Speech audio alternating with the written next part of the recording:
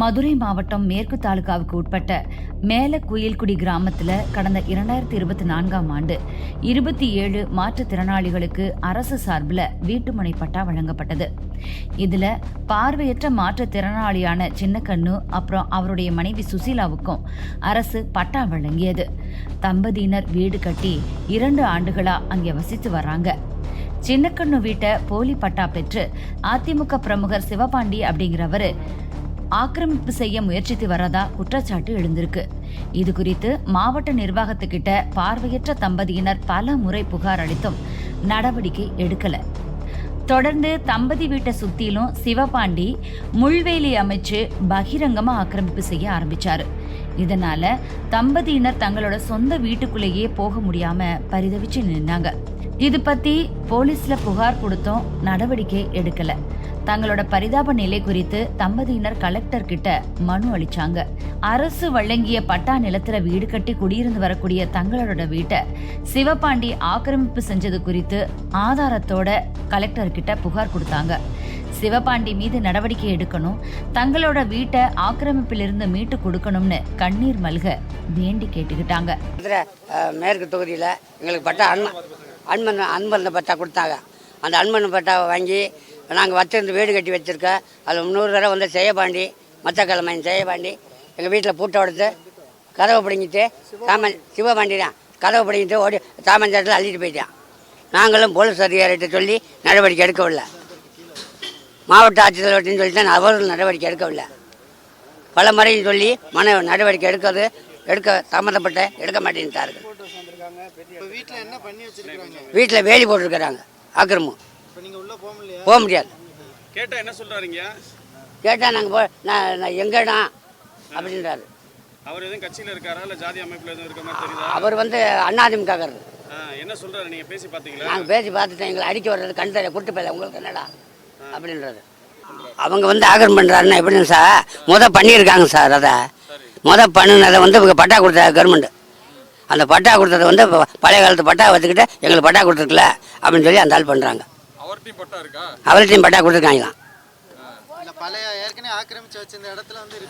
ஆமாம். இப்போ நாங்கள் ஆக்கிரமிப்பு நடத்தி கொடுத்தாருன்னு நாங்கள் குடி போகணும்னு கேட்குறோம். வேலியை போட்டு 10-15 நாள் ஆச்சு. நாங்கள் வாடகைக்கு இருக்கோம். அந்த போட்டாலும் நாங்கள் போக முடியும். நாங்கள் இப்படி வியாபாரத்துக்கு வந்துடுமா? வாடகைக்கு கடல மிட்டாய் இதுக்கு நாங்கள் செய்கிறோம்.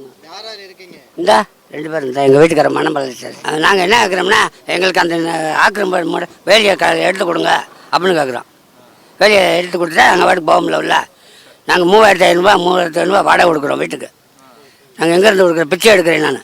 அரசு மாற்றுத்திறனாளிகளுக்கு வழங்கக்கூடிய இடத்தை குறி வச்சு சிவபாண்டி அப்புறம் அவருடைய சகாக்கள் ஆக்கிரமிப்பு செஞ்சு வரதா குற்றச்சாட்டு எழுந்திருக்கு.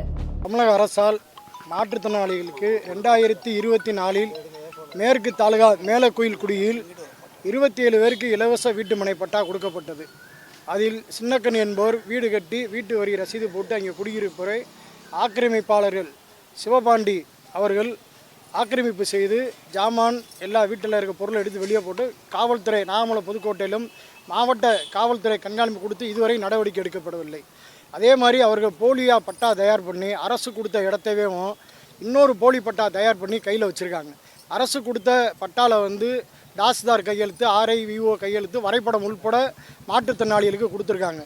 அந்த போலி நபர் அவர் வந்து ஆக்கிரமிப்பு பண்ணுறதுக்காண்டி சிவபாண்டி என்பவர் அவரே ஒரு போலியாக ஒரு பட்டாவை தயார் பண்ணி ஜோதி பாலமுரு என்ற பெயரில் தயார் பண்ணி மோசடியாக பட்டாவின் தவிர மாற்றுத்திறனாளி இடத்தை பூரா ஆக்கிரமிப்புக்கு செய்வதற்கான முழு முயற்சி எடுக்கிறார். நாங்களும் வட்டாட்சியர், தாசில்தார், மாவட்ட ஆட்சித்தலைவர், மாவட்ட அனைவரிடம் புகார் கொடுத்து இதுவரை நடவடிக்கை எடுக்கவில்லை.